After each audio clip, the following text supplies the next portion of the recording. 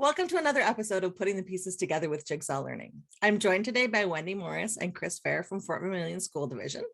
And if you guys would like, could you just tell us a little bit about yourselves in the context of your school? Sure, I am Wendy Morris and I'm the assistant principal here at Buffalo Head Prairie School. And I'm Chris Fehr, the principal at Buffalo Head Prairie School.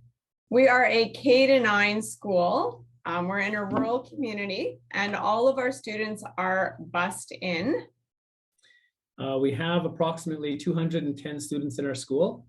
We have 13 staff members, teaching staff members, and another 10 support staff members. And something interesting about our school is we are in a low German speaking Mennonite community.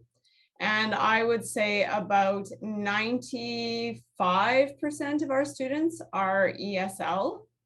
From a low German speaking background. We have a tremendously supportive school community, and that's one of the blessings that we have and something that we get to take advantage of every day. We're grateful for that. That's fantastic. So you're in a rural community, Northern Alberta, low German speaking Mennonite community. How did you come to hear about collaborative response? Well, there's a little guy named Curtis Hewson who used to work up here when he started his first year of teaching. And that was our first experience with him. Yeah, and to be honest with you, I had the honor of being Curtis's best man at his wedding. So Curtis is a good friend of mine and will always be a good friend. And a really interesting story here is we were roommates together many years ago. And I heard him talking about something a long, long time ago about a pyramid of supports. And Curtis was, something I'll tell you about Curtis is that he never ever stopped working. And he was so passionate.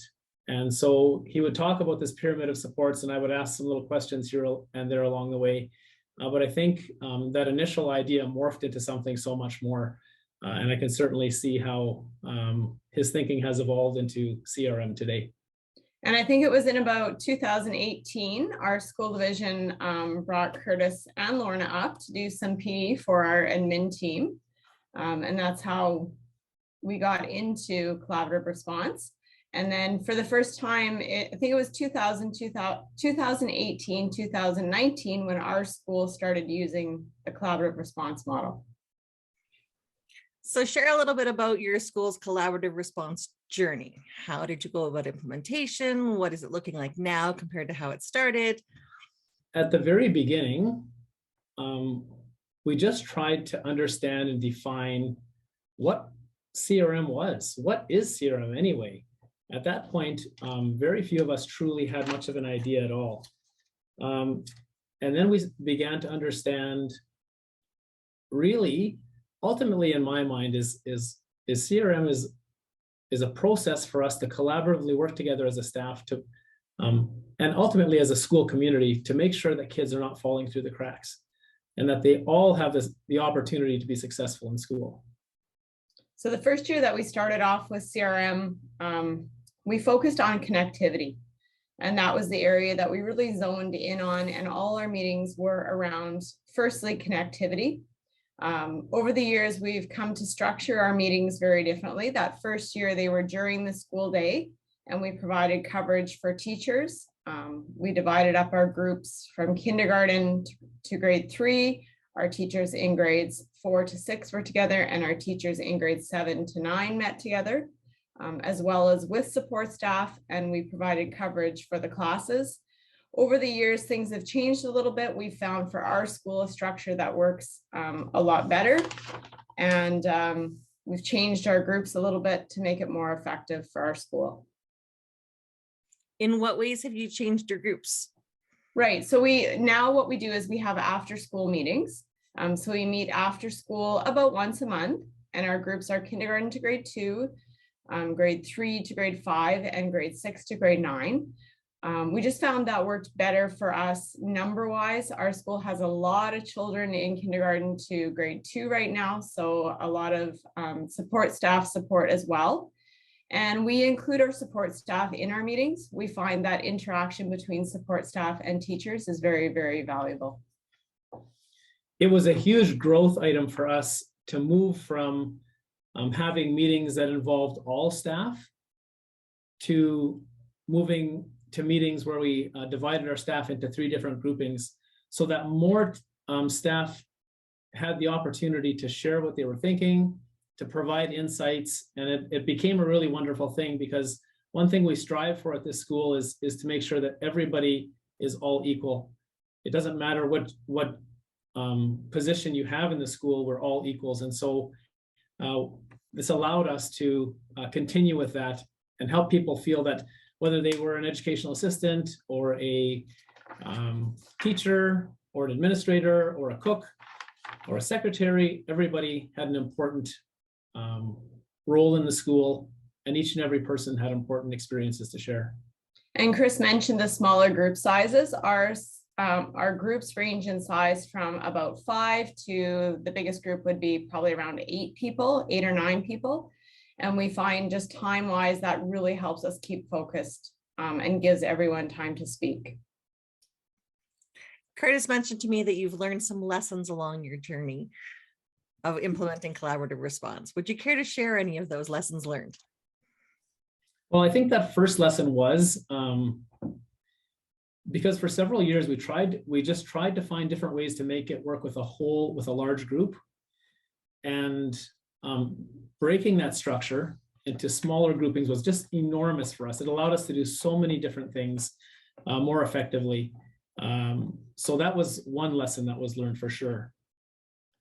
Yeah, another lesson would be just the power of a staff united together with one goal, wrapping around all their students to ensure success. It's really a benefit for us, as Chris mentioned, to have support staff and teachers working together. There's some really awesome instructional conversations that come out of there as the teachers share what they're doing in their class to help students, and the support staff talk about what they are doing to help students. And we really find that has helped our staff to really dig deeper and to really learn about both teaching and learning and how to help students. An example of that would be if a teacher is using a certain strategy. Recently, our teachers started, we were having a CRM on literacy, and our teachers have started using structured word inquiry. So a teacher was talking about how they use structured word inquiry to help students figure out vocabulary in context. A support staff heard about it and started asking questions, and really neat instructional conversation between teachers and support staff that wouldn't have happened before. I'd say another lesson that was learned was we really strive to make CRM a part of our everyday culture. And so in the infancy of CRM, I think it was all about that one meeting monthly. And then maybe people would have forgotten about things and might have forgotten about the student that they were going to take an action with. And that's probably quite common. But we really wanted this to be a part of our everyday culture. And so we moved to a place where we began to give reminders to our staff not to forget their actions, whether it be a sticky note or a reminder on the phone. We put it into our weekly memo.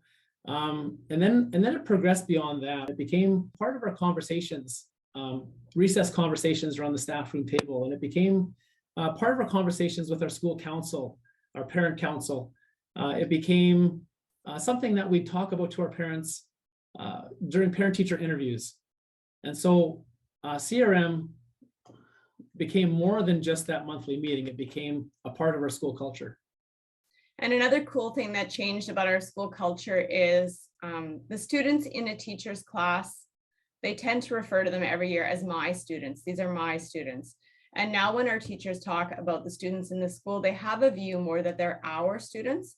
And we've really started to, I would say most of our staff members know the name of every single student in our school, just from the conversations that we've had around them. And we've put a real priority on they're our students in the school. Interesting, a kind of a funny story to go with that is a few years ago, because of this, we actually began printing off the picture of every student in every class. So we provided each staff member with that portfolio of student pictures. And the challenge was to now go beyond knowing the students in your own class but to know the name of every single child in the school and to make this all about all of our kids instead of just your class of kids. Wow.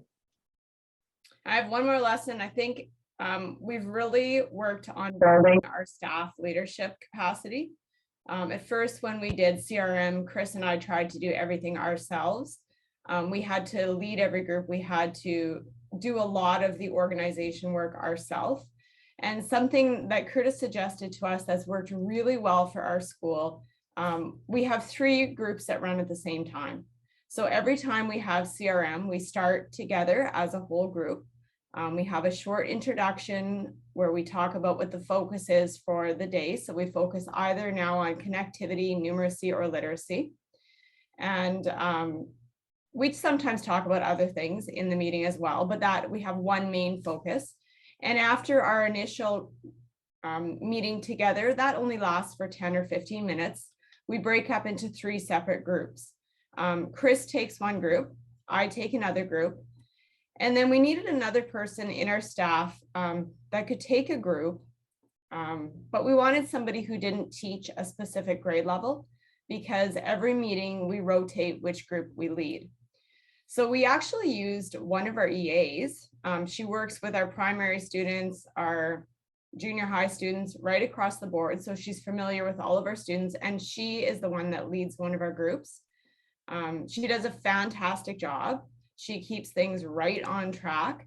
And it's just really neat that she's able to do that and step up in that way to help out.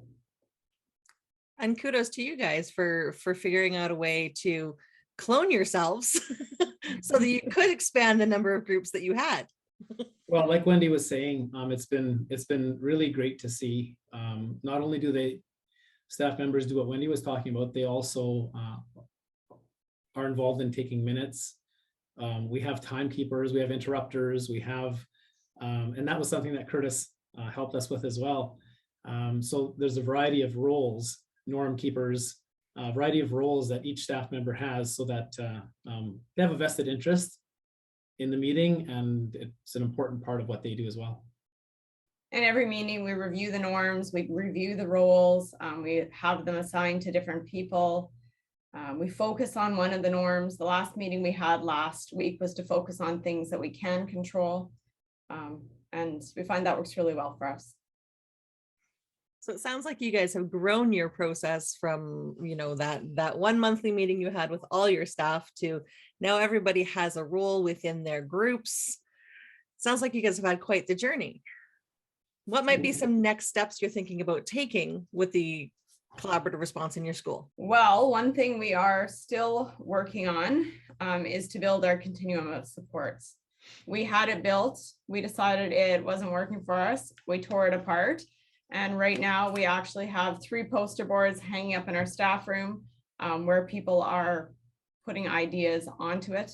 And we're going to look at it and just continue to grow with it. So how did you decide that that was going to be the next step? Honestly, I think it's always been about continuously trying to improve in this area.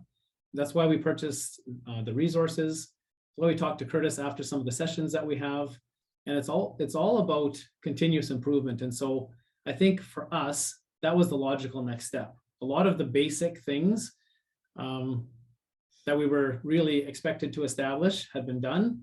And for us, this was the next step to try to, I guess, just build the overall model. Yeah, and this year our central office brought back, we have monthly meetings with Curtis where he kind of reviews over different topics. And the 1 month, as he goes through things, we reflect on what we're doing as a school and we reflect on how we can do it better. And when we got to the continuum of supports, Chris and I both looked at each other and we thought there's problems with our continuum of supports. We didn't think it was working exactly the way it should. So yeah, we just revisited it. And I feel like this continuum of supports, like Wendy said, we built it, we broke it apart, we're building again. And I think this continuum of supports is really critical to doing this right and to doing this well and to making sure it's communicated and understood by everyone. And that's why when you say, what is your next steps? We think that's our next step, and it's a big one. And it was the last meeting we had with it was quite neat, because as we were looking at level 1, the things that are universal to our school, we looked at literacy, we looked at numeracy. And it was really neat to hear the teachers talking about what are the key foundations to literacy? What are the key foundations to numeracy? What are we all teaching kids that is important for them to be able to read, for them important to be able to do math? It was just really, really neat conversations. We've come a long way in our understanding of data to drive instruction. However, we are also two administrators that believe wholeheartedly in the fact that it can never be just about the data. There's a whole lot of the heart that needs to come out as well. And so we try to mesh both of those. So it sounds like you're well on your way. Do you have any additional thoughts around collaborative response you might like to share? Use a stopwatch. Keeps you on track. And for us, it's just a journey. This is, there's not a finish line. It's a journey, and we just want to keep improving and doing the best we can to help all students find success. Yeah. I thank you both for taking the time to be here. I know it's a Friday afternoon that we're recording this, so I appreciate you taking the time out of your week to share your journey. I know that our audience is going to appreciate and be able to connect with some of those learnings that you've had through that process. So thank you very much. Thank you for having us.